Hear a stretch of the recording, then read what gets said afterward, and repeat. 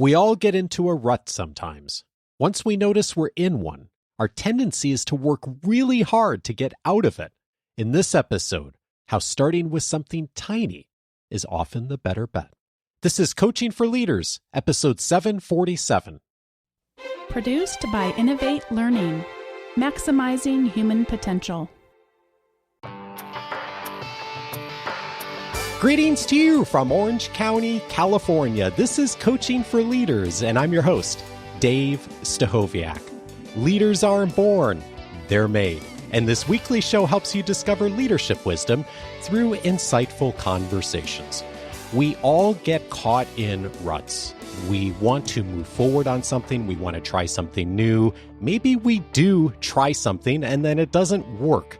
And we experience the frustration we all run into in our lives and in our work, and we don't necessarily move forward. Today, a conversation on not only how to get out of a rut, but to move forward through it. I'm so pleased to welcome Anne-Laure Le Cunff. She is an award-winning neuroscientist, entrepreneur, and writer. She is the founder of Ness Labs and the author of its widely read newsletter, a researcher at the ADHD Research Lab, and an advisor for the Applied Neuroscience Association. She is the author of Tiny Experiments, How to Live Freely in a Goal-Obsessed World. Anne-Laure, what a pleasure to have you here. Thank you so much for having me, Dave. The pleasure is mine. The last part of that phrase from the subtitle of the book, A Goal-Obsessed World, I've been thinking about that because if someone had asked me 15 or 20 years ago, how do I get moving? How do I get out of a rut? I inevitably would have responded and said, well, you need to set a goal. And I would have probably pulled out that SMART goals framework that all of us have heard many times. And yet, as you say, we tend to get obsessed with goals. And I'm curious from your perception, where do we go wrong with them? Goals are great if you already know where you want to go. But that's a very small subset of situations in life. And the problem with goals in the traditional sense of the term, and especially those rigid frameworks like SMART goals, is that they're designed to give you a sense of certainty, to make you feel like you know where you're going, you have a plan, you have a vision, and now all you need to do is to execute. And again, there are some situations, a very small subset of situations where that's the case. You just need clarity, you need a plan, and then you just need to work hard and you will get there. But we know that in today's environment, in our modern world, things keep on changing. We keep on changing. And so clinging to that illusion of certainty is actually going to limit your potential. You invite us, instead of thinking about things through the lens of goals, if we're trying to do something different, is to consider crafting a tiny experiment. What does a tiny experiment look like? I'm really glad that you started by asking me about goals first, because I think a really good way to understand tiny experiments is in contrast with those linear goals that we're taught to use. So when you have a goal, you're focused on the outcome. You want to get to a specific result. Whereas when you design an experiment, just like a scientist, you start not from a specific destination that you have in mind, but from a hypothesis that you might have. You might wonder, what will happen if I try this? Is this going to work? Is that the right approach? And you design an experiment to find out. And to design a tiny experiment, you need two ingredients, the exact same ingredients that a scientist is going to need when they design an experiment in the lab. When you design an experiment, you need to know what you're going to test and for how long, what is the trial period. So you need an action and a duration. And this is how I define a tiny experiment in my book. This is how I say you design a mini protocol for experimentation. You say, this is the action I'm curious about, and this is the duration, this is the trial period. I'm going to test that action and see what happens. We're so used to goal setting that I think oftentimes we overcomplicate this. I know I do when trying to do experiments with things. Could you share an example or two of what a tiny experiment actually it sounds like, and like where someone would start with it, just to get our heads around this, because I think sometimes we do overcomplicate this. Okay, so let's say you're a manager in an organization and you've been interested in thought leadership. So you could design a goal of saying, I'm going to start a newsletter and I'm going to have 20,000 subscribers by the end of the year. That's a goal. Here's the plan. Here's the vision. Or you could design a tiny experiment by choosing an action and a duration. And here the action could be, I will publish a weekly newsletter until the end of the year. That's going to be my duration. And throughout this experiment, I'm going to pay attention to both the internal and the external signals of success. And by that, I mean that we're usually very good at looking at external signs of success. So again, in that case, the number of subscribers, the numbers of likes, of comments, but the internal signals, such as how does it feel? Do I like it? Is it intellectually stimulating? Those signals, those internal signals are equally important. And so when you conduct your experiment, you withhold judgment until the end, but you pay attention throughout, just noticing what works and what doesn't. And at the end of the experiment, you can decide whether you want to keep going, or maybe you want to tweak your approach, or maybe now that you've tried it, you know that you don't like writing a newsletter. And if you're still interested in thought leadership, you might look into experimenting with something different, maybe public speaking. As you were saying that, I was thinking, how often, because so many of us have been trained for goal setting and many of our organizations do that we do put a lot of our attention on the outcomes, the lagging indicators, right? And it's not that we don't want good outcomes, of course, but it crowds out a bit of thinking about and noticing the leading indicators. Is this working for me? Do I like it? Am I finding joy in it? Is it play to my strengths? And I think like intuitively, we sort of know we should be paying attention to those things, but because we're so focused on the external, the outcome, we don't notice sometimes those critical aspects of the leading indicator that, is this really working for us? Absolutely. And what you see with very smart, very ambitious people is that quite often they look back and they hit all of their KPIs, those performance indicators, and they don't feel so good. Maybe they're a little bit burned out. They're exhausted. They're overwhelmed. Or maybe it required a lot of trying to coordinate things with their team, and it just doesn't feel that good. And when you think about it, is it really success if you manage to hit those KPIs, but you sacrifice your own mental health in the process? I personally think that no, that's not the case. And if we want to be successful in a sustainable way, it's very, very important that, yes, we have those external indicators. They can be very useful, especially if you want to stay aligned with your team. But those internal indicators are equally important. We've used the word experiment a couple of times already in this conversation, and the reality of experimenting is it means there's trial and error. And you write in the book, we don't just set our mind on a target and blindly power through. Instead, our brain converts the information it perceives into action. It uses feedback loops to constantly adjust our trajectory as we make progress. This feedback loop is so well established, it is considered the theoretical cornerstone of most modern theories of learning. And then you add, we don't go in circles, we grow in circles. This is all part of how we learn. And yet, as I think about all that, it's also kind of maddening, isn't it? Like to go through that process. It is. It can be. It can be maddening to go through this process if we have a very linear vision of what success is supposed to look like.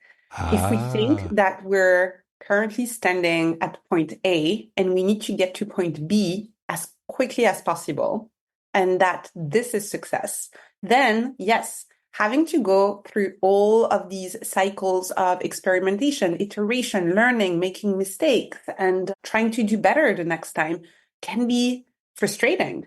But if we consider that success is completing each of these cycles, and each time you complete a cycle, having learned a little bit more, about yourself, about your work, about the world, then all of a sudden that process can become very enjoyable. Getting us to make that shift toward here's what I think the outcome should exactly look like, to really being more present in the learning process itself is hard for a lot of us. I know it's hard for me. When you see people who have done the previous thing a lot and they start to shift and they are able to do that better, what is it that's different either about their thinking or their actions? It really boils down to our relationship to uncertainty. We've been taught in school and at work that uncertainty is bad. And when you're uncertain, you need to do everything you can, everything in your power to reduce that uncertainty as much as possible and get back to a place of clarity and certainty. People who are comfortable with experimenting, and that includes scientists, yes, but a lot of other people who have developed an experimental mindset and who work in environments where change is the only constant, for these people, uncertainty can actually be exciting. There's almost a sense of juiciness whenever they're faced with something they don't understand, because they know that when they are in the place of uncertainty, there is an opportunity for growth. There's an opportunity to learn something new. There's an opportunity to explore. That's the shift. Every time you find yourself in a position where you're not quite sure how to proceed, instead of trying to escape that liminal space as quickly as possible, pausing for a second and saying, "Ooh, interesting. What can we learn here?" As you were saying that, I was thinking, wow, how much I aspire to be that kind of a person. And then if I look at my life and my daily schedule and how things are organized, I think, wow, there's a lot of things where I really like certainty, or at least the illusion of certainty, which of course is what it is. It's not really certainty at all. And is it enough for someone like me who really likes certainty and structure to carve out a bit of time where I say, hey, in this space, I'm willing to be uncertain. I'm willing to try something. Or is it better, perhaps, for someone like me to actually put myself in a space, in a culture, in a team, in an organization where there's a lot more uncertainty, to train more like a scientist would of just seeing data? And I don't know if that's even an either or, Anne-Laure, but I'm just curious how you think about that. Thanks so much for asking that question, because it is a common misconception when people hear about my work for the first time, when I tell people to develop an experimental mindset. Some people might think that what I'm saying is to experiment with absolutely everything in your life. And that's not what I'm saying. What I'm saying is that you should make sure that at any given time, you have at least a little bit of space for experimentation, either in your personal life or in your professional life or in both. The space you can give to experimentation is probably going to be correlated to your sense of psychological safety at this time. So if you feel pretty stable in general across a lot of domains in your life, then you might feel a little bit more comfortable experimenting in others. Equally, if things are very uncertain, you're very stressed, you have a lot of deadlines, then there might be only a very, very little bit of space for experimentation. In that case, you can keep it very, very small. One tiny experiment that I give to people when they tell me I have zero bandwidth, I can't experiment right now. Things feel very chaotic. I need this sense of certainty, even though, as you said, I know it's an illusion, but right now it's very comforting to have my routine, my to-do list, and to just go and execute. Right. And I tell them, well, what about the tiny experiment of saying, I will not bring my phone into my bedroom for the next 10 days? Because sometimes experimenting can be about removing something, and it can be, again, in your personal life.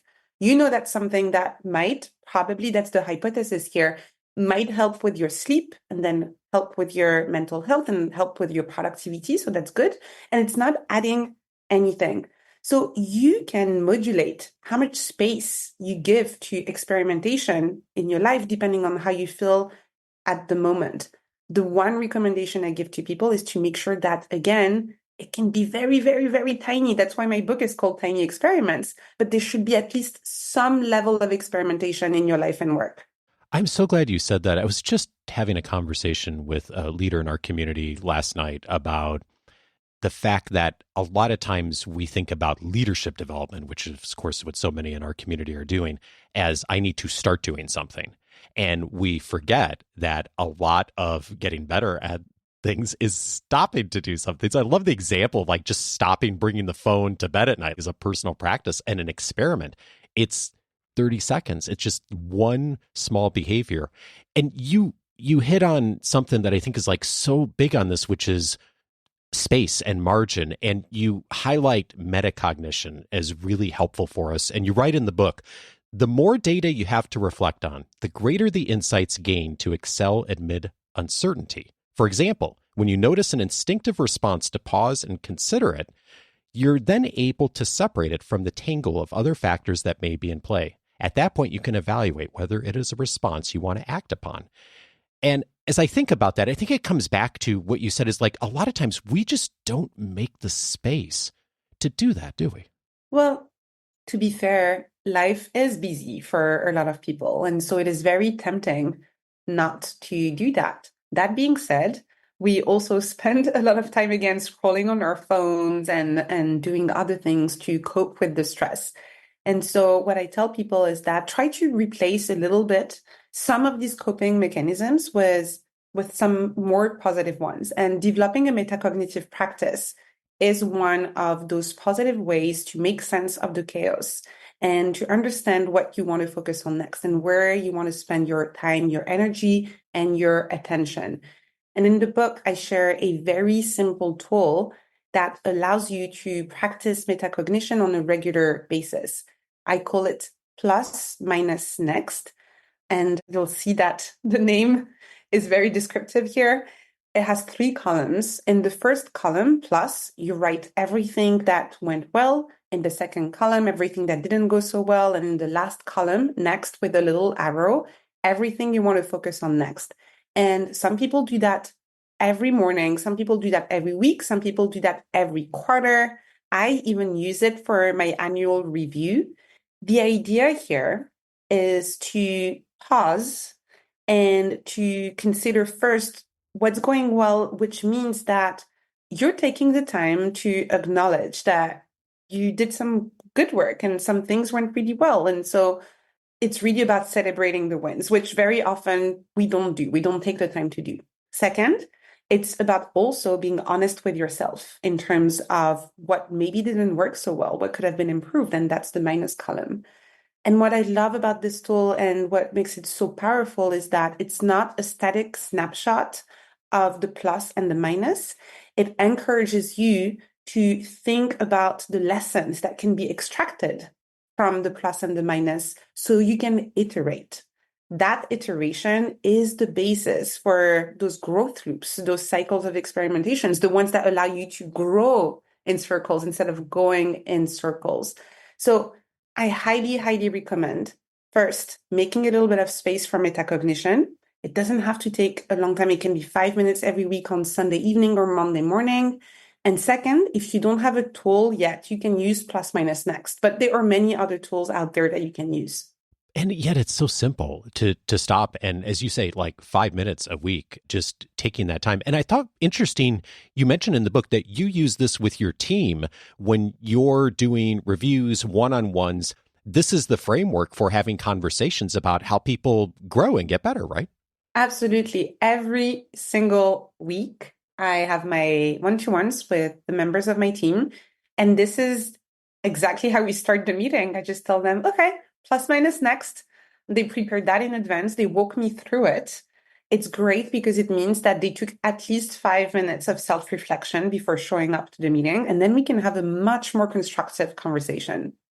I think it gets back to what you said earlier. We don't go in circles, we grow in circles. And that this is a process.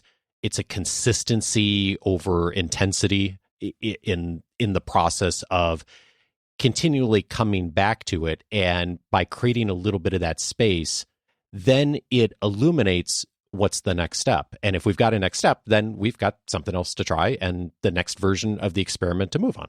Absolutely. The other powerful aspect of this kind of repeated metacognitive practice that you do, I think every week is actually a really good frequency, is that after a few weeks, you will start noticing patterns. So something that happened to me, that happened to members of my team, is that sometimes we notice it's been maybe 2 or 3 weeks in a row where we see the same things in the minus column that keeps on popping up. And so that tells us that this was not a one-time problem. There is something here that keeps on happening. There's an underlying issue that needs to be addressed.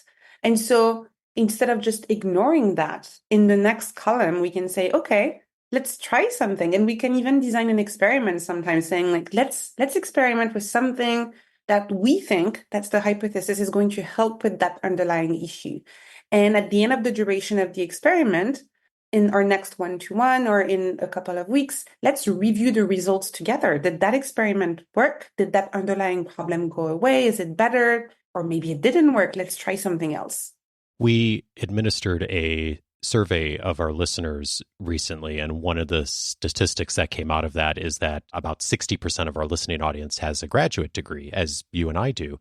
And so we tend to be people, as many senior leaders and organizations are, tend to be people who've been highly educated. And that's why I highlighted this next sentence in your book, where you say the secret to designing growth loops is not better knowledge or skills, but your ability to think about your own thinking, question your automatic responses, and know your mind. And I highlighted that because I think in a way that's actually harder for someone who's had a lot of formal education, because a lot of us have been conditioned that the more we know, the better grade we get, the more knowledge we have, the more we've memorized, that the more successful we will be. That's been the narrative in our society for a long time. And that's all good. And in a way, it gets in the way of doing this a little better, of sometimes making that margin of examining our own thinking and questioning our responses. And like you said, noticing those patterns, it's a little bit of a leap of faith. Oh, absolutely. It's very comforting, again, to go back to what we know. And our education can sometimes turn into a crutch because we think we have those frameworks, those mental models. But we know the most successful people are the ones who are able to update their mental models as they go based on the current data, the current context. So it is extremely important as a leader to know that, yes, your education is helpful, but really the most important thing you were taught was how to think, learning how to learn. And that's the skill you should keep on using as you grow and evolve throughout your career.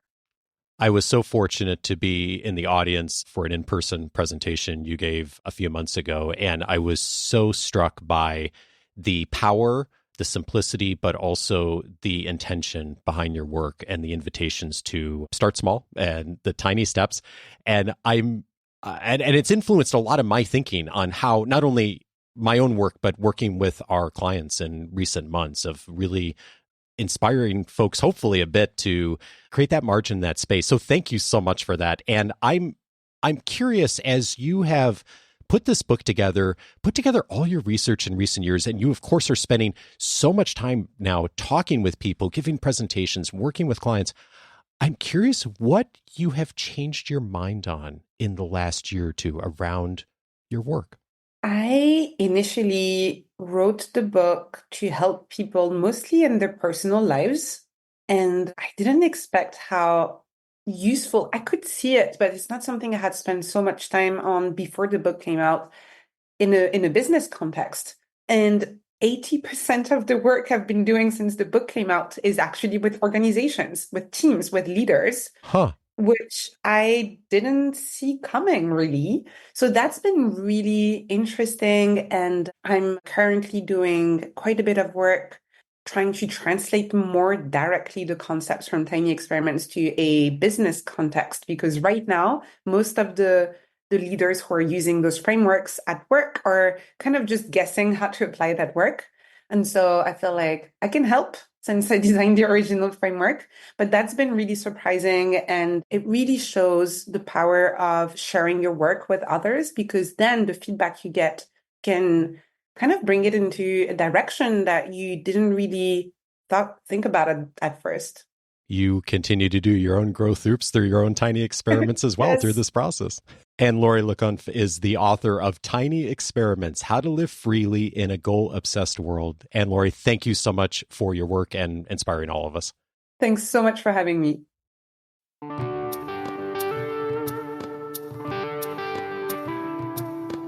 If Anne-Laure's perspective was helpful for you, 3 other episodes I'd recommend. One of them is episode 376, How to Become the Person You Want to Be. James Clear, best-selling author of Atomic Habits, was my guest on that episode. We talked also in that conversation about how traditional goal setting often doesn't work so well for a lot of folks anymore, and the traditional SMART goals that we talked about in this conversation, and how we can think a bit differently through taking on a new identity, through starting small. So many echoes of what we heard today from Anne-Laure, episode 376, a great compliment to this conversation. Also recommended episode 507, How to Change Your Behavior. BJ Fogg was my guest on that episode. His research out at Stanford, finding many of the same patterns that rather than starting big when trying to make a shift on a new habit or a new way of doing something, actually starting small is the thing that works more consistently for people to make a new habit, behavior, skill sustainable. Episode 507, some key invitations from him on how to begin. And then I'm also thinking about episode 540, How to Create Space. Juliette Funt was my guest on that episode, and we talked about 4 key questions that she invites us to ask of ourselves in order to create a bit more space and to be able to do something new. Oftentimes we don't stop and just ask ourselves the question. She really inspires us to do that in that conversation. Again, a good compliment to what we talked about today. All of those episodes you can, of course, find on the coachingforleaders.com website. We send the entire episode library to all of the podcast apps and services that we can find out there to be able to distribute the show. However, it's not possible on most of those to be able to search for episodes by topic. And that's why the free membership on coachingforleaders.com exists, so you can find what is relevant to you right now. We are filing this conversation under personal leadership, also under habits, so that we can really make it easy for all of us to be able to take next steps. And we have dozens and dozens of categories inside the library, inside the free membership. Whatever you're looking for right now that will help you in your leadership is most likely inside of our library somewhere. Not only that, but multiple versions of different episodes and perspectives. Go over to coachingforleaders.com, set up your free membership. It's going to give you access to the entire library, searchable by topic, plus access to all of my interview notes, the free audio courses, my own personal library, and a bunch more inside the free membership. Just takes a few moments to set up. Coachingforleaders.com is the place to go. And when I do hear from people in our community who say that they're in a bit of a rut, often it's because they're at an inflection point in their leadership. They have a new role, a new team, they're in a new organization, and they are finding that what worked yesterday doesn't work today anymore. It means a change. It means a need to elevate. That's the focus of the Coaching for Leaders Academy, elevating leadership through the inflection points that we all experience in our careers. If you happen to be at an inflection point right now, and our support and my support may be helpful to you of elevating through it, I hope you'll go over to coachingforleaders.com/academy. Details there on next applications and more about our program. Again, coachingforleaders.com/academy. Coaching for Leaders is edited by Andrew Kroger. Production support is provided by Sierra Priest. I'll be back next Monday for our next conversation. Thanks as always for the privilege to support you, and I hope you have a fabulous week.